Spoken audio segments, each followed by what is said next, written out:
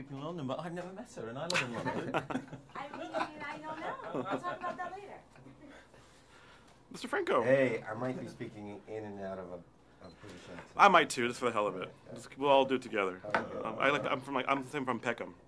my favorite vicinity of London.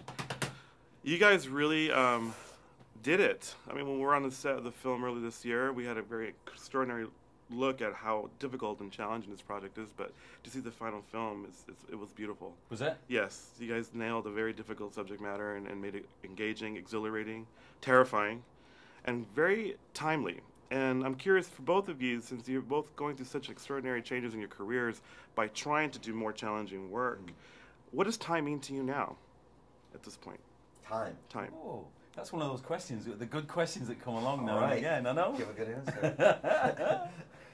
Go what? Yeah, well, it's for me, it's a very personal film and I thought back a lot about what I was like when I was 27. Because although this is about a rock climber, a canyoneer, and it's very specific, in another sense, it's about what a lot of young guys feel, I think, which is you feel very, you feel omnipotent at 27. You've got so much going for you, you know. You don't think you need anybody really. You think you can do it on your own. And I've learned over time that's passed for me how much more a better job I could have made of that, using that time with other people rather than just myself, you know. So it's a very personal journey for me, weirdly enough, even if it's about this guy from Colorado, you know.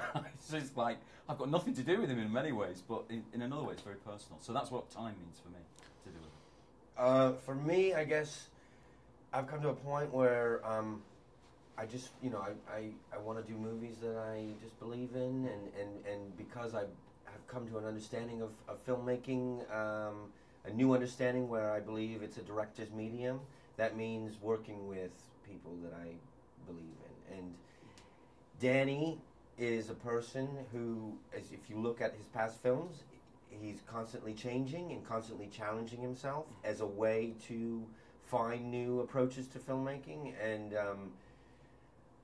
when I read the script, you know, it's hard not to see that it's a very unusually structured movie and would require a lot of unusual kinds of filmmaking techniques. And so I thought, who better to make this kind of movie with than, you know, Danny Boyle? And we did. I think Danny, as he hoped, did find a lot of new ways to approach, you know, filmmaking and made a movie that's very different than anything he's made before, and it was great to be a part of that. I think there's a perception, too, when you take on a real-life story of an individual that's still alive with us, that there isn't so much effort into it because the blueprint's there.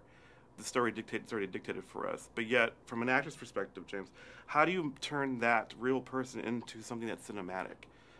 So we can still have a film experience, but still walk away with a sense of this individual is three-dimensional, he is flesh and blood, he does exist. Well, because of the nature of this story, you know, there were a lot of things we had to do that nobody on the film crew had done before. So because there's a single character in a single location, it wasn't only me who had to adjust. It was Danny. You know, he didn't have multiple actors to work with for a large part of the film. The cinematographers didn't have other actors to cut away to. The writer Simon he couldn't construct scenes like he normally does. It all had to come from this single person, and everybody had to adjust to that. And remind me of your question real quick. Just how do you still give that film feeling for us? So one of the things that we figured out was,